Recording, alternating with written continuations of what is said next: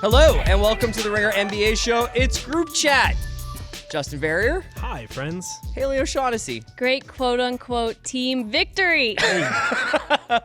Guys, I have all-star-itis. Haley, did you have senioritis like 30 weeks ago when you graduated? I did not. I was ready to leave. Oh, you were? Okay. Because but Louisville basketball is no longer good. That's it? It's like what your entire college experience was tied up in, was the quality of your basketball team? Well, my freshman year, we won the title. So, yes, absolutely. You got up before the feds came.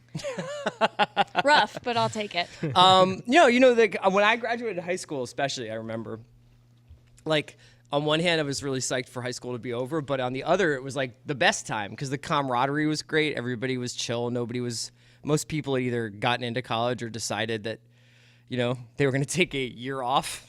And I just thought, this is it. This is the best. You don't have any of the pressure. And that's what seems to be happening across the NBA, both in a good way and a bad way. So we got some teams who seem like they can't get to the All-Star break fast enough. And then we got some teams that seem to be thriving in these last days before everybody comes to LA and goes through sneaker activations. So let's talk about some of the teams that are struggling. And it brings me no end of delight to start with the Boston Celtics. Perfect.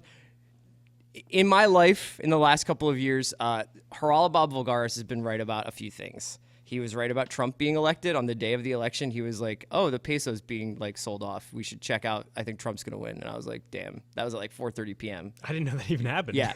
And then I think hours before, but perhaps even a day before, he was like, congratulations to the Warriors. They're going to win the next 3 titles. And it was like Kevin Durant signing with the Warriors. Right.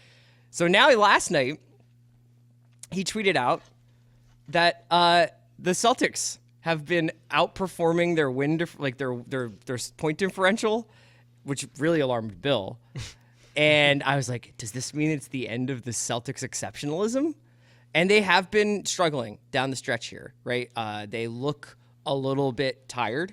All the incredible three-point shooting that we were getting from our 19-year-old prince who was promised, Jason Tatum, seems to have dried up. Is this a blip? Is this just we're tired, we want to get to the All-Star break, or are the Celtics regressing? I think it's most concerning that the people closest to the team, so Bill and KOC, are the ones with their hair on fire right now. Because if you go into our Slack, it's a lot of just Gallows humor. And I wonder if it's kind of just spin off from the Super Bowl. Maybe they're just in a bad state of mind and they just can't wrap their head around what one of the good things that they have. But it's kind of, I look at this team, it's kind of Occam's razor to a certain extent.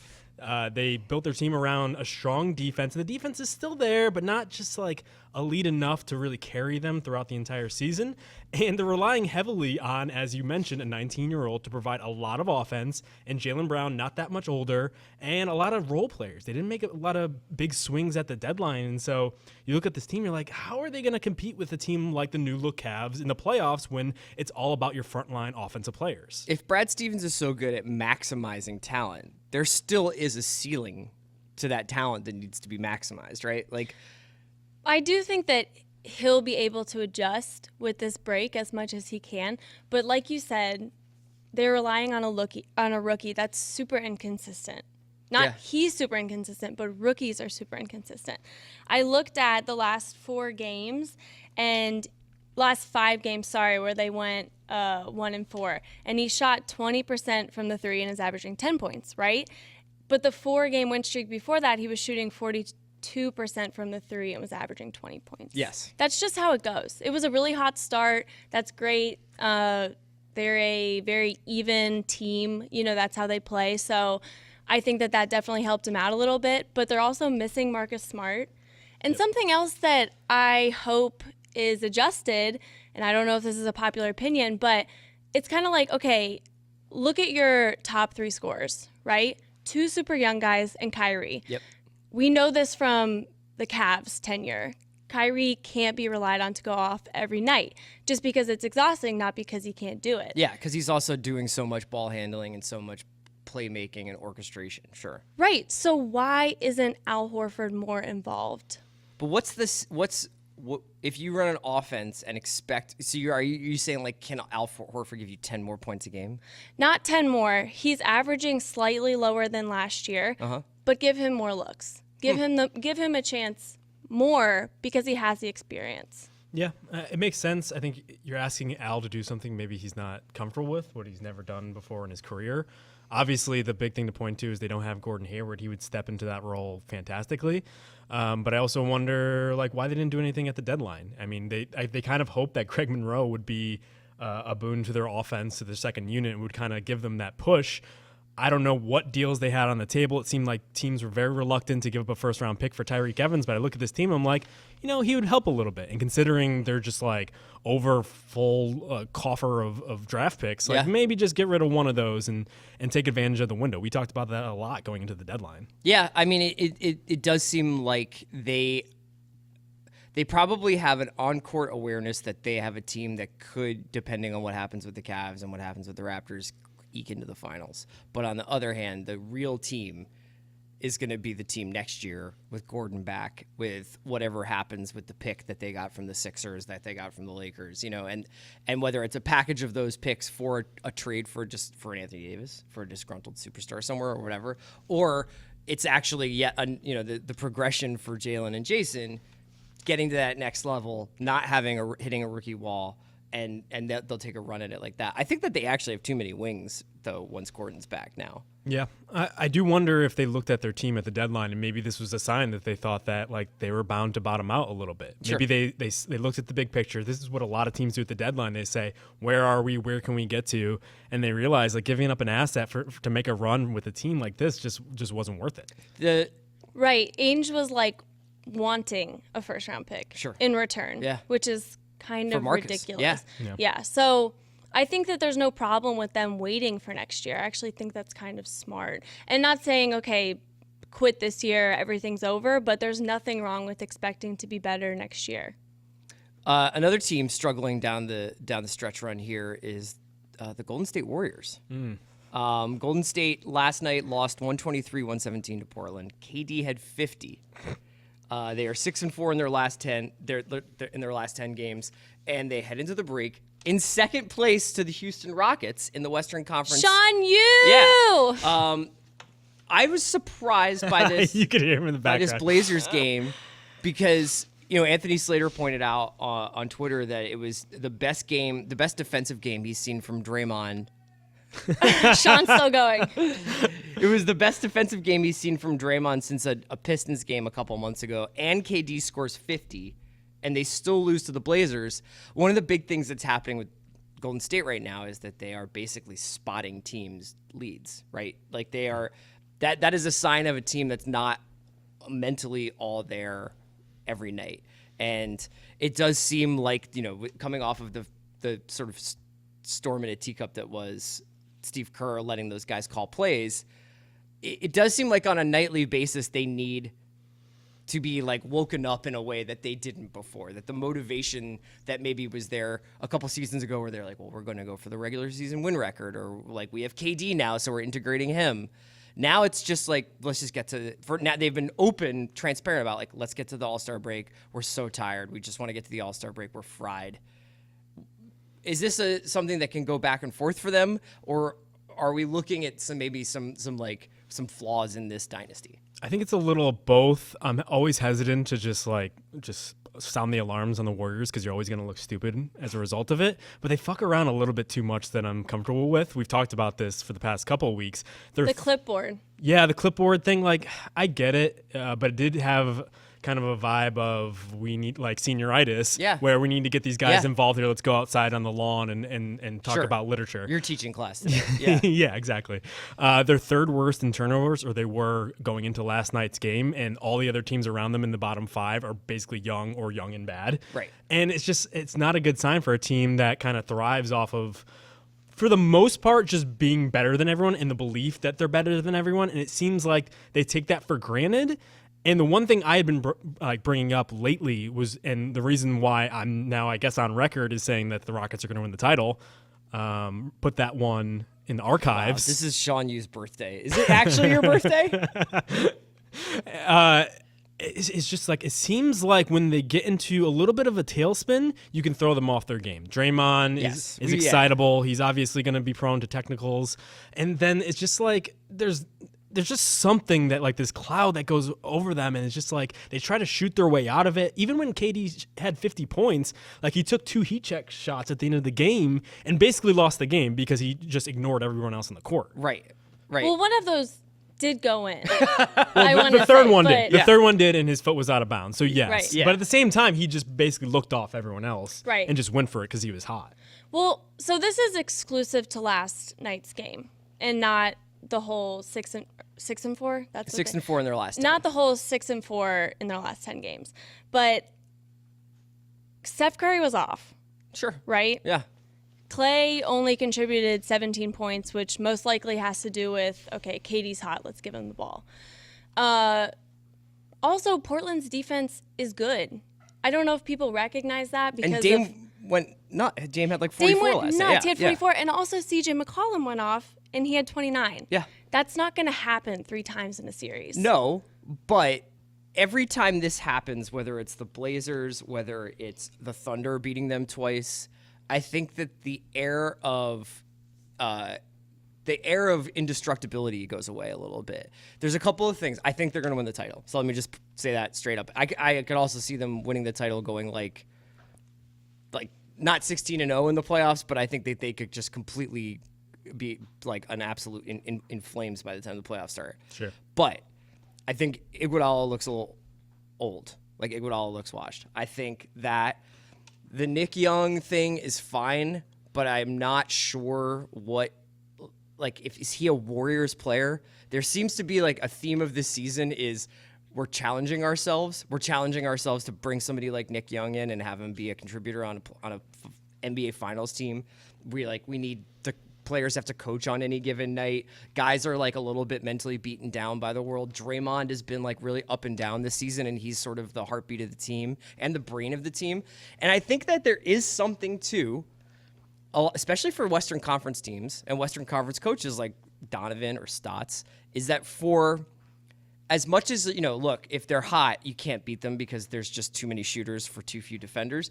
But they've seen this team 20 times now in person. This team, and they've got not only tape, but experience with like Steph's going to make some bad passes, and you can capitalize on those, like the turnovers you're saying, like one of the worst turnovers teams in the league. And you can kind of take advantage of them. And if they don't get those key contributions from bench spots like Iguodala, Livingston's been playing well, but McCaw's been out. I think that this is a beatable team. I just don't think they're going to get beat this year. Yeah. They're the most beatable that they've been.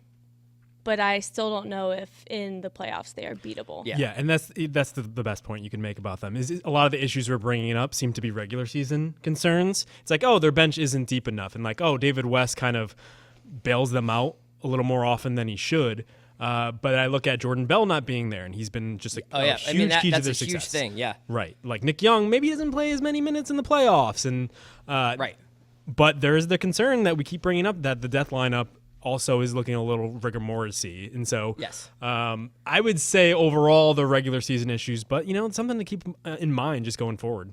Yeah, I mean, I think that let's see them the first week after the All-Star break. I think the concern is that Kerr also seems a little fried, and they obviously have shown their ability to be very successful regardless of whether he is literally on the bench or not. But when you've got a coach, and I really admire him because he comes out and he's just like, we got our asses kicked tonight, or we weren't there tonight, or whatever. And I think we are basically expecting perfection from this basketball team. But I think you can see a little bit of wear and tear on him too. I mean, there's always the back thing, but even just emotionally, like every night kind of trying to convince these guys to go out and do things in a certain way. It's obviously wearing him down a little bit. We don't want to just talk about the teams that are struggling. Wait, hold on. I just want to bring up one thing. Sure. I wrote this last night in ICYMI, and I'm kind of terrified, or I was kind of terrified that people would be like, what are you talking about? But it seems so weird to me that Kevin Durant, watching him last night, has only had 5 50-point games in his career. I'm dead serious. Ever? Well, think about who he played with. Okay. How LOL. many does Russ But have? he's only had one with the Warriors. That was his first with the Warriors. Oh my God. I wonder how and many. that's a compliment to him because you watched him last night and he's such a complete scorer. It's amazing. Yeah. Like he's so amazing to watch. It's so casual with him. You know what I mean? Yeah. I wonder how many 50-point games Steph has had since KD arrived. I don't know. Maybe I'll check. I don't feel like Maybe a I'll lot. ESPN stats and info it. Yeah, I don't feel like a lot. Let's talk about the Jazz, the hottest team in the league. Well, I guess the Rockets are the hottest team in the league, but we'll get to why like the Rockets and the Raptors keep getting disrespected a little bit later. We have to talk about Utah. Rodney Hood Ewing theory is in full effect. They may have the best non-Pop Kerr, I guess Brad, coach in the league. Okay. So we're just ignoring Spoelstra now? Yes. Are you like he doesn't have a superstar on his team? Right. I'm not like ignoring Spoelstra, but they're also like the Heat have way more talent than the Jazz, don't you think? It's kind of close. I guess it is kind of close. I guess I said that without actually thinking. I mean, Goran's technically an all-star, even though it took like 3 injuries to get to him. Yeah, you'd probably obviously take Gobert over Whiteside. Gobert over Whiteside. Yes. I mean, Mitchell long-term over Goran. I like a lot of their wings that they have. Royce O'Neal, looking nice. Royce O'Neal, wow. Yeah. I'm impressed. I would love, it's a shame if they did straight seeding. I would love a Utah-Miami playoff series. Would you? Well, just as a clash of sensibilities Sure. between the two cities would be fun anyway. That would be I'd love fun. to see some Miami Vice uniforms against Utah. I love the Utah Sunburst uniforms or whatever those things are. It's weird that Utah has the best Suns uniform in the NBA. Yeah, I know. And I just think those are two really well-coached teams. So, yes, let's put Spoelstra in this mix. But Except I also will say Miami's been blowing so many late games lately. yeah, you've been very closely following the Miami Cardiac Kids thing. Where I they're have because it was 2 nights in a row. Yeah. Last night and the night before. It's worth pointing out that Haley has often mentioned that close, exciting games have a direct, like especially when she's doing ICYMI, if there's too many exciting games late at night, she can't sleep later.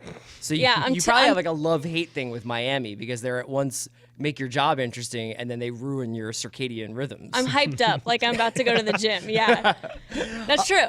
Back to the Jazz. See, we're already not talking about the Jazz. Since January 16th, they have the magic numbers, which are top 5 offense, top 5 defense. That's the title-winning pedigree that you want. They were not going to win the title. 538 does think that they have a very good chance of making the playoffs, though. Zach Lowe just wrote a really good assessment of how they've sort of managed this 11-game streak, and they have the easiest remaining schedule of that group of teams that are all sort of competing for those final Western Conference playoff spots. They've beaten the Spurs twice, the Raps and Dubs and Blazers over the course of this streak. Who could have predicted this? I don't know. I mean, I wish the thing about group chat that's tough is that we don't have people who stand by their takes. And we don't have people who are like, if they've said something a couple weeks ago, they'll bring it back up. Yes. No dying on this hill. Just like laying down and taking a nice nap on it. I have loved Terry Rozier from the start. I want to say that. That's true. That's true. And Justin, Donovan Mitchell. I'm clearing out for you. Go ahead. So as you might have seen on the twitters.com, I wrote something kind of, just off the seat of my pants or whatever the saying is around the new year, just saying that the team that we were sleeping on is the Utah Jazz. We talked about them going into December, just what a tough stretch that they had. And they kind of came out with that looking decent. They beat a Cavs team, which in retrospect doesn't look too great considering what happened with the Cavs. But there were other teams that they beat in that stretch where it was just like, okay, I can kind of see it. And their defense was always good. Donovan Mitchell had shown enough. You're a little worried that a lot of it was going to be based around a rookie, but I mean, he's kind of acquitted himself here. He's pretty much been the engine for this entire team. And around him, there are just enough guys that kind of make it all work. I think that it was people were rightfully concerned after losing Hayward and then losing Hood, who is I think having a career scoring year at least in Utah. Well, they were putting him off the bench. Yeah, though. But he was filling it up on any given night. I think he had like that 35-point night, like right before he got traded, something like that. But what's wild about Donovan is even at his height, I felt like Gordon Hayward played within a system. Donovan is like. Iversonian. I mean, Donovan is such, even though I don't even know his usage numbers are, he feels like you can, there's something about him taking 27 shots a night, which is like that in and of itself is a useful thing for the team, because he's like, I can do it. I can come down the court, and when the offense breaks down, Quinn Snyder has this really nice, I think it's called advantage basketball or whatever this terminology is for it, this really cool ball movement cutting. But if you need Donovan Mitchell to do a jab step and a 9-foot fadeaway, he can do that, and that's like a big deal, especially as defenses get tighter. He's basically Alvin Kamara for basketball. Yes. He kind of just like comes out of nowhere, and even if you have a system in place, he kind of breaks through. Yeah. And he is kind of shaped like a bowling ball, and I mean that in like the nicest possible way. He just has a low center of gravity, is able to kind of keep a tight dribble, but also like kind of power his way to the rim. The thing that I've been most encouraged by is just the development of some of their wing guys. Yeah. We talked about Royce O'Neal. Everyone in this league is looking for a 3-and-D wing, and they kind of just manufactured a guy who came overseas, similar to Brandon Paul earlier in the season with the Spurs. He kind of just had enough of those traits and has really popped in place of Ricky Rubio. And before Ricky Rubio went out for these past 3 games, he was even looking good. Yeah. He was kind of carrying the offense at times. The one thing I've been most encouraged about in this streak is that they've made the Favors Gobert pairing work. They're starting that pair. They're playing them. Favors plays a little backup center too now. Yeah, right? they're staggering them. I looked it up before this. They're pretty much playing half of their minutes together. And I don't know if that's a long-term solution. I don't know even if next year you want to like bring Favors back, even just to maintain the asset. But the fact that they're making that work in today's NBA, I think it's a good sign that they can kind of mix and match and have enough just collectively in order to make this work. They fun to watch? Yeah, they are fun to watch. And I, thank you, have been saying that for a while. Not only because they're slowing teams down on defense, and also it's very fun to watch Donovan Mitchell be so casual on defense, but so effective, if that makes sense. Yeah, he is somebody that just absolutely pops when you watch him on defense. It was like that.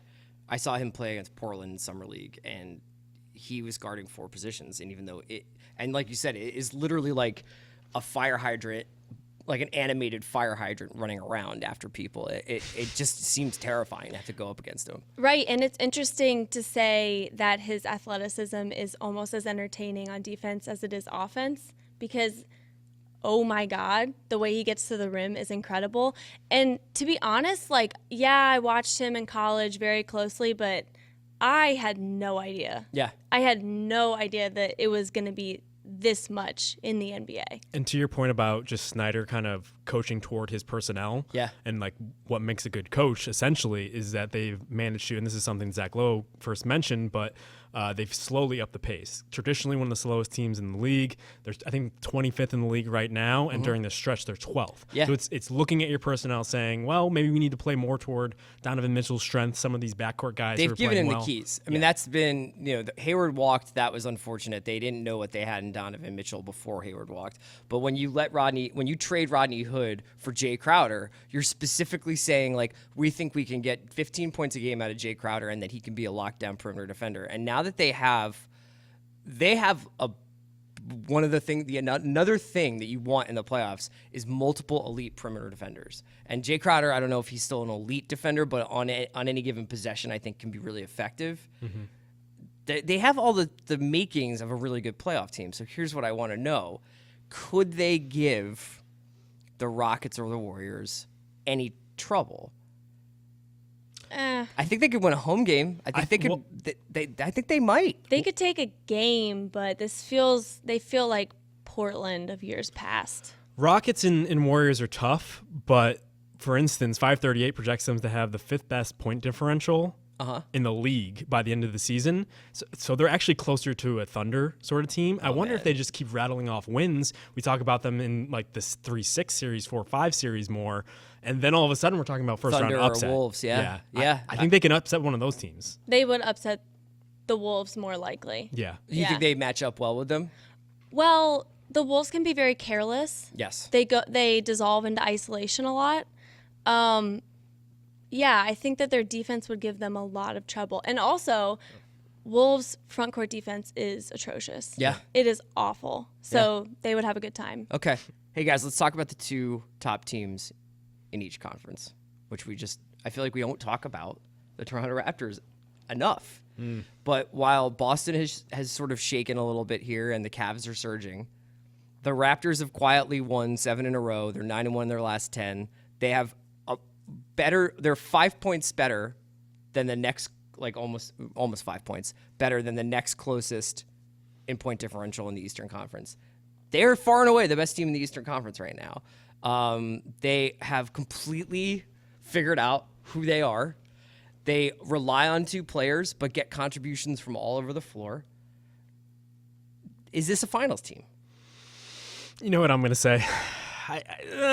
Just let's see it in the playoffs. I know this has become a running gag at this point. This team is way better than the team from last year. This isn't like they're really good regular season team, DeMar, Kyle, It's like this is a real NBA team right here. I think their biggest disadvantage right now is that the Cavs figured their shit out. Like that they have a bunch of young bodies and all of a sudden it's LeBron James and a LeBron James team versus the world. And unless you have the horses to go at him, I don't know. I'm still dubious. I don't think top 5 defense. Top 5 defense, exactly. And against, like we said, a young team, a young bench now, which can, like we said earlier with Jason Tatum, be inconsistent. But I do think that people are discounting the Raptors mostly because of their past. They've done well during the regular season and then fall apart during the playoffs. But this new system is built because they've been falling apart in the playoffs.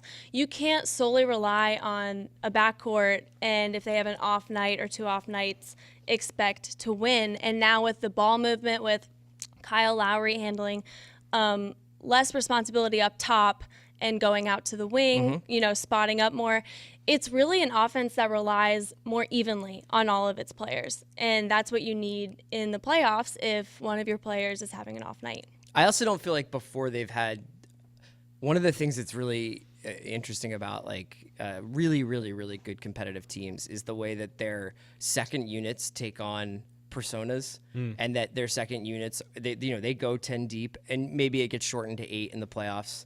But this emergence of the Toronto second unit as somebody who can actually feast on opposing teams' second units, that might be great for the regular season, and they're going out and destroying teams that aren't quite there yet personnel wise. But I do feel like this Delon Wright led second unit is just really, really good, and they've got guys all over the floor. I mean, they're practically at a point now where Norman Powell's getting marginalized. Yeah, I don't mean to take anything away from them. They're a very good team.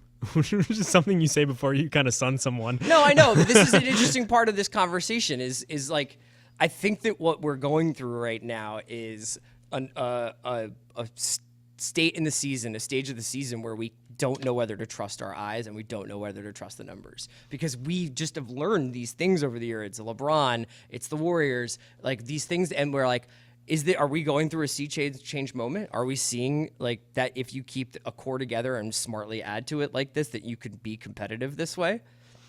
Yeah, and we talk about young guys with Jason Tatum and everyone else, but I mean, they're still relying a lot on OG Anunoby, who I guess you're not relying so much on offense and for him to contribute that, and it's more of like a defensive 3-and-D sort of guy. But that there's something there. Serge Ibaka, you're kind of clinging to your prime there. I don't know. Okay. Speaking of the second unit, I just looked this up. CJ Miles in 18 minutes is averaging 10 points. So love it. Yeah. Great job, Siege. It's impressive. I mean, also speaking of what we were saying before, Toronto versus Miami first round series would be awesome. Awesome first round series. Let's talk a little bit about the guys at the top of the Western Conference. Sean Yu's own Houston Rockets. Do you think that they are taking advantage of a down year for the Spurs and a Warriors team that is now going through the sort of the added weight of playing almost 100 games every season for 3 years? Or is this Chris Paul thing elevated the Rockets to the absolute upper echelon of the NBA?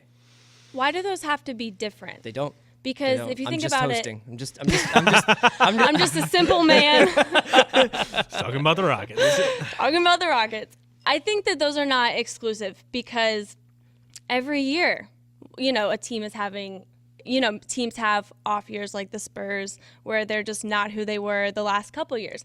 Every year, maybe a team who was doing well before, perhaps not as solid as the Warriors, we haven't seen a team like them in quite some time, falters a little bit. So it's not necessarily taking advantage as it is, okay, look, like we have the tools to be better right now and to get the number 1 seed and perhaps to stay there. So I think that those aren't necessarily exclusive. I do think that the Chris Paul experiment is working out quite well, though.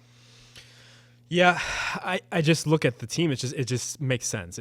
Everything falls into place really well into Mike D'Antoni's offense, and the defense has been there all year. And that's the one thing that's, to me, signaled that they're legit. And they match up, it seems like, well with the Warriors. I believe they beat them every time they played them this year, and kind of handedly. And I just look at their... I think it's 2-1. It's 2-1. Yeah. Okay. Thank you, Haley. It's just, I look at that team, they can go big, they can go small.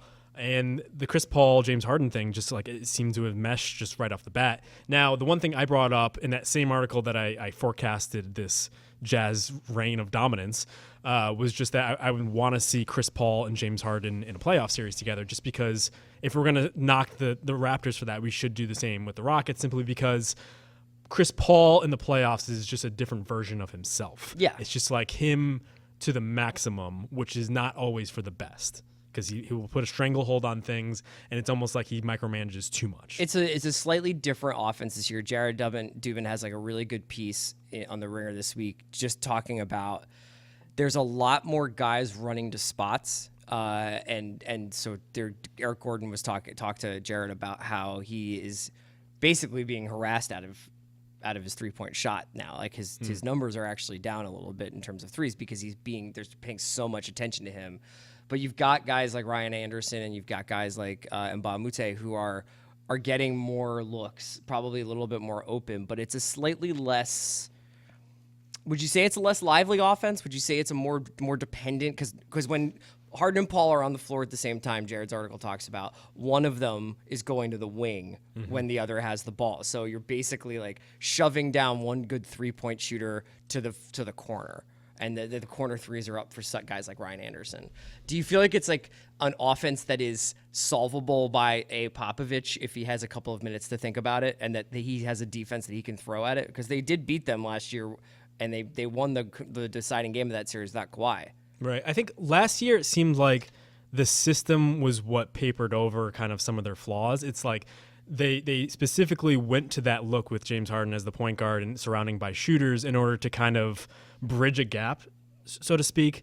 Whereas now they've filled it out. It's almost like having like just like a 3-piece band and then just like filling it with an orchestra to a certain extent. Sure. It's just like you feel everything is more lively and it all works still. They haven't abandoned what they've done. And if anything, like one of the big things in the playoffs was, wow, James Harden run out of gas. A lot of it's based on him. Yeah. If you just drive them into those mid-range shots, they'll kind of fall apart. But now you have James Harden who can create for himself. You have Chris Paul who could do the same thing. You know something I looked up yesterday out of curiosity, because I think the common assumption with a team who has a lot of 3-point shooters and can spread the floor is that they have great ball movement, right? But watching them for a couple weeks, they are doing the same thing with James Harden except twice with Chris Paul. Yeah. So you have two guys who drive very often or pull up by themselves very often. And so I looked up how often, relative to the other teams in the league, they're passing. And they actually pass the second fewest times per game in the league. Yeah, it is interesting because I think that, like I said earlier, everyone would assume that they have a lot of ball movement because they have the opportunity that for rating, you assume the ball is zooming around the court. Yeah. Right. Maybe they and don't also, need to pass. And maybe they don't need to. and honestly, they really don't. Like they see a lot of success with this, and their other move is like, okay, like Clint Capella has been great. We have Nene. Like we'll just throw it inside. It'll be a quick assist. So did you see anything? You know, they beat the Timberwolves pretty handily, 126-108 the other night. But did you see the Timberwolves try anything to stymie them? Because I think you would think that if somebody aside from Popovich could come up with a way to frustrate the Rockets, it would be Tibbs. You would think that. I'm really not sure what the issue is, like I said earlier, with their front court defense. The Timberwolves, yeah. Right. Before it was pretty clearly Karl Anthony Towns' effort. He had a good defensive run there. Now it seems like it's kind of gone again. I'm not really sure how you Talk about all-staritis. Right, right. I'm not really sure how you fix effort, when your strength is maybe a scheme. I don't know if he's really like a player's coach. Sure. So, no, I don't think that the Wolves have any chance against the Rockets. I mean, maybe Capella could get pushed around a little bit. That's the one concern I have, just because he's young and he's light. He's very much like a Tyson Chandler rim runner. But the way that they're able to utilize their spacing and gravity from the three-point line to get him open looks and to get him creative looks and lobs down low, it's amazing. So the only thing that stops them from going to the Western Conference Finals is the health of Harden or Paul.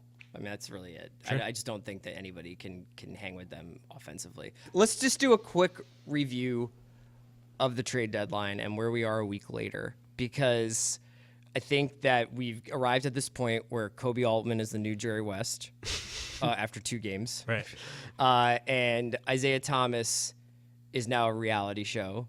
No matter, apparently it was not, the problem wasn't Cleveland. The problem is, I guess, well, you know what? It is the theme that's consistent with Isaiah is that his Boston is coming back to haunt him no matter where he is. Yeah, shouts to Rondo for keeping that beef just like silently and simmering in the background just until he played him. Strange little weird, and also like the Pelicans scoring 139 also in the process. That was a strange game. Let's just talk quickly about the Cavs. Very easy to get carried away. I don't even think that they have a playbook right now, but that is a testament to LeBron with athletic shooters is terrifying. And an engaged LeBron. Engaged LeBron, yeah. I was going to say a pleased LeBron, a rejuvenated LeBron is terrifying. With a hot J.R. Smith and Rodney Hood and George Hill hitting shots. Okay. Yeah. Everything is gravy right now. It seems like a party on the sidelines. It reminds me of those teams when LeBron really came to prominence and he was just started winning MVPs and was in that discussion where that bench just got along. Yeah. LeBron was a great teammate. They were doing that thing where they pretended to take photos of group photos of each other. Yeah. And it reminded me of that post first year in Miami where the same thing started to happen. When they had that streak. Whenever he has that big smile going, it seems like it's infectious. And so it's been great to see. The one thing that's been floating around our Slack and just about the Cavs is I look around and I see the things that are working now, and I'm like, Like in that game against Oklahoma City, they're going to Jordan Clarkson at times in the same way that they would Kyrie Irving. And I thought to myself, maybe that's going to work. Here's the thing. What if the Lakers are bad, though? No, they are, yeah. I think that people are obviously very skeptical about Jordan Clarkson having a sustained amount of success and being able to, be a contributor in postseason. But isn't this an example of a guy being asked to do the thing that he is good at and not being asked to do the things that he's bad at, and also not getting jerked around about what his role is not only on the team but in the franchise? Because there was a 4-month run there where people thought Jordan Clarkson was the reincarnation of Kobe. Well, I'm not so sure that the Cavs are asking him to do what he's good at, because he's shot a lot of threes and he's been a lot better. But he's not a good 3-point shooter. Has he ever been this open? He's because when I was watching that Oklahoma City game, I was like, this guy has time to read a book out there. The optimism is that they got these guys who do certain things well, and they're just going to enhance that because LeBron brings out the best in those qualities. Larry Nance, classic example where he's like the perfect small ball 5 with LeBron. You saw them running a little bit of pick and roll, and there was one point where LeBron hit him with a pass where no one else can hit him, and Nance missed an open shooter in the corner off of that, but you could tell he thought about it. Mm-hmm. And when you get those secondary assists and that stuff sort of going, and they play more with them, with each other, it's going to look really good. I just wonder, again, not to be super reductive, which I have been most of this podcast, but in the playoffs, when it becomes more about just elite top level guys, I don't know if it will affect them that much in the Eastern Conference, just because there aren't that many guys to kind of push them in this respect. But against the Warriors, against the Rockets, you're relying on a lot of these kind of league average guys. Absolutely. I totally agree with you. I also think that Larry Nance is an injury waiting to happen. I think George Hill is an injury waiting to happen. I think J.R. Smith is a cold streak waiting to happen. I don't know how they bring Love back in and what role he plays. They were really good for a while there when Love was the pure second option. They have like 4 second options now. So they basically have to institute a LeBron and everyone else kind of offense rather than a tiered LeBron number 1 option. Kyrie was the number 2 option. Sometimes that would flip. Kevin Love was decidedly number 3, even though he was on the floor with a guy like JR who sees himself as a number 1.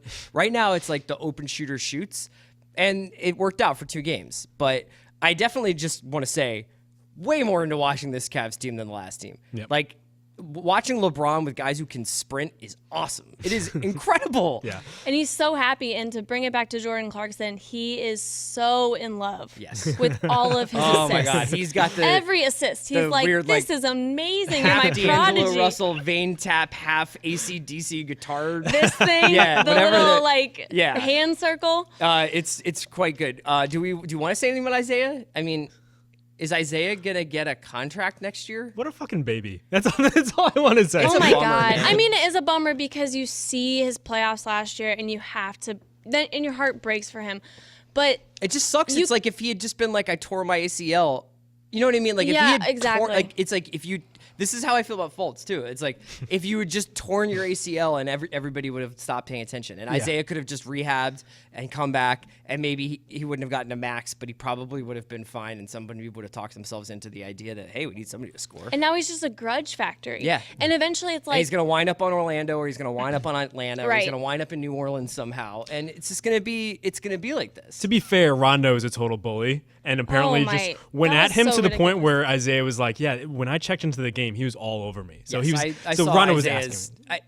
this was about the Boston thing, Yes. right? Yeah, but that's the flip side. Is Yeah, he kind of Rondo- started this by being petty. Rondo is totally a bully, but like I watched the video too. Like Isaiah was trash talking like the second he checked into the game. Sure. Yeah. well, I said this to you guys over the break, but every single ICYMI I've done this week, there has been a blurb about Isaiah being dramatic. Yeah. And it's just like, look, you had a really bad time in Cleveland. Now you're on a team that is in a big market, sure, but also doesn't really get a lot of attention in terms of like expectations for being good. Yeah. You know, you're with some young guys, just like stay low for a little bit and, you know, make sure everything's good with your hip. Try to get a little speed back and then do all of this big talking. And obviously, like with the Paul Pierce thing, yeah, I would have been talking back to him too. Like they were all so ridiculous about that. Yeah. But everything else is just like, don't take shots at Danny Ainge anymore. Don't take shots at the Cavs anymore. Don't take shots at LeBron or their practice schedule or Or Ty, whatever. yeah. Just, Yeah, yeah. you know what I mean? Like you're not playing well. It just doesn't work out. You look grumpy. And Lonzo's not even back yet. So we're gonna I go can't through wait this till again. LeVar and IT square off on Crossfire. Any other notes on trades that happened that you wanted to shout out? I think Alfred Payton has been interesting. Yeah. I mean, that's a guy that we kind of They still suck, but he They're definitely all of a sudden can shoot now. Yeah, we were talking about it just the other day. I forgot who they were playing, but he had a really good scoring game. The rest of the team did not No, score I know. well as a Yeah. result. So I do wonder if he's like only going to be a fantasy all-star going forward rather than an actual player. But he's a guy that I don't know. These young guys in new places. Emmanuel Mudiay is another one that we've been talking about just because they're playing him more than Frank Ntilikina. than Frank Ntilikina, which I tried to confusing. defend the Knicks and some of these teams like kind of doing it because it's not just binary or black and white in terms of development, but at the same time, Hornacek basically admitted last night that like Jarrett Jack had it going, so he kept him in the game. Yeah, and I'm that's just like, all right. that's nuts. If It's you're doing ridiculous. that, it's like No Porzingis. It's like, why? What's the point? it doesn't make any sense. It doesn't make any sense. And it's also just like, I guess you want to get a sense of what Mudiay can do with 20 minutes a game, but Sure. this is the time to let Ntilikina play into being a real NBA Get a player. sense of what they can both do. Absolutely. You know, Together there's no even. problem with that. Yeah. Moutier is still super young. All right, we're going to wrap it up there. That's it for group chat. We'll be back next Thursday to get you started with the last, 30 games of the season, 25, 30 games of the season as we come towards the playoff run. Enjoy your All-Star weekend.